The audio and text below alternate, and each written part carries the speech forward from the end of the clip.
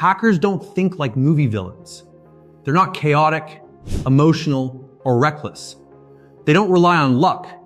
They think like problem solvers, structured, curious, efficient. They approach systems the same way a skilled engineer or analyst would approach a complex problem. They break things down.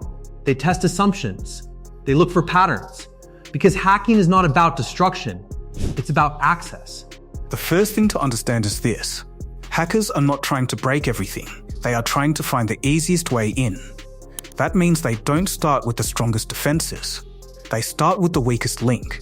If a system has 10 layers of protection, but one small gap, that gap becomes the entire focus.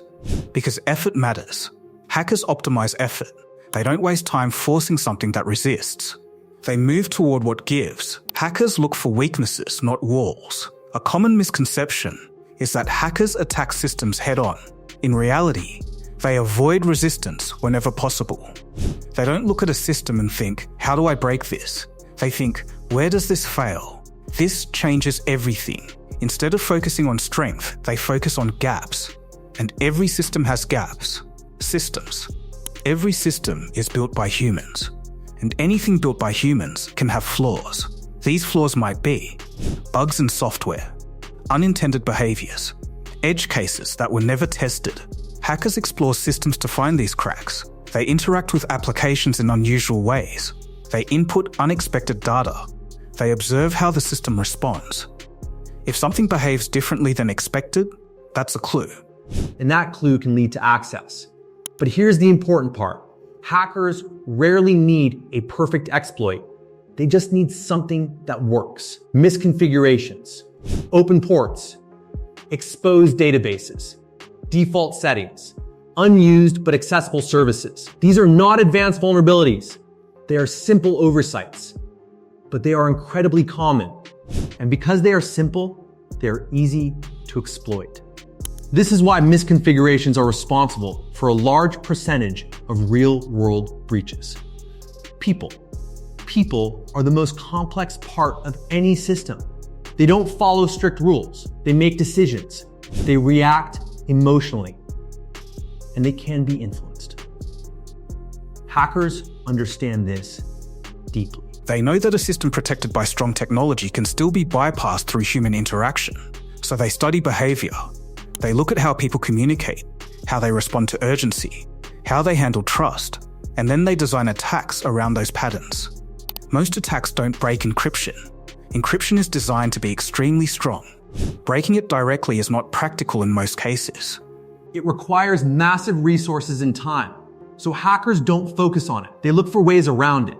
For example, if data is encrypted during transmission, they try to access it before it's sent or after it's received. If login systems are secure, they try to steal credentials instead of cracking them.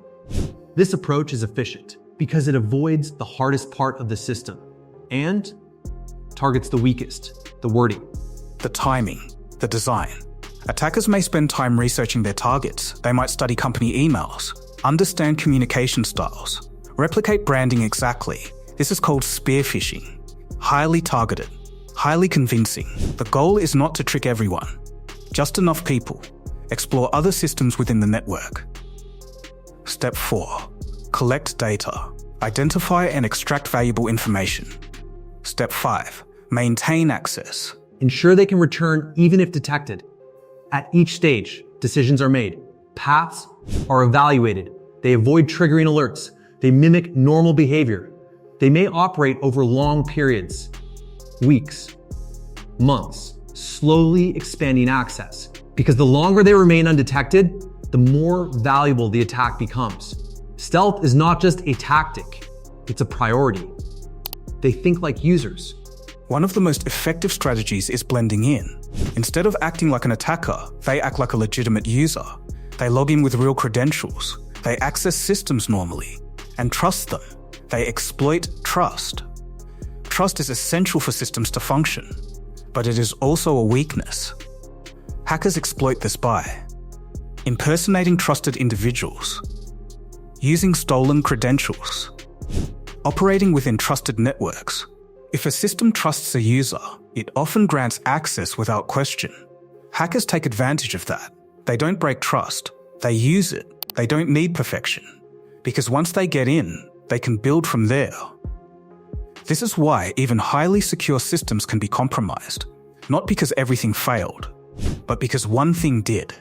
Automation changes everything.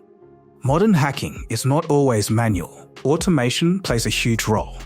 Tools can scan thousands of systems in minutes, looking for known vulnerabilities, open ports, weak configurations. The fundamental difference is perspective. Defenders try to protect everything. Hackers look for what was missed. Defenders focus on building strength. Hackers focus on finding weaknesses. Defenders assume normal use. Hackers test abnormal behavior. This difference in thinking creates gaps. And those gaps are where attacks happen. Why is the human the weakest link? Technology can be controlled. People cannot be perfectly controlled. They make mistakes. They trust too easily. They act under pressure. Hackers rely on this. They design attacks that target human reactions, not just technical flaws. Because changing human behavior is harder than updating software. And that makes it a consistent vulnerability. Real-world thinking in action. Imagine a secure organization. Strong systems. Updated software. Strict policies. On paper, everything looks solid. Firewalls are configured. Endpoints are protected.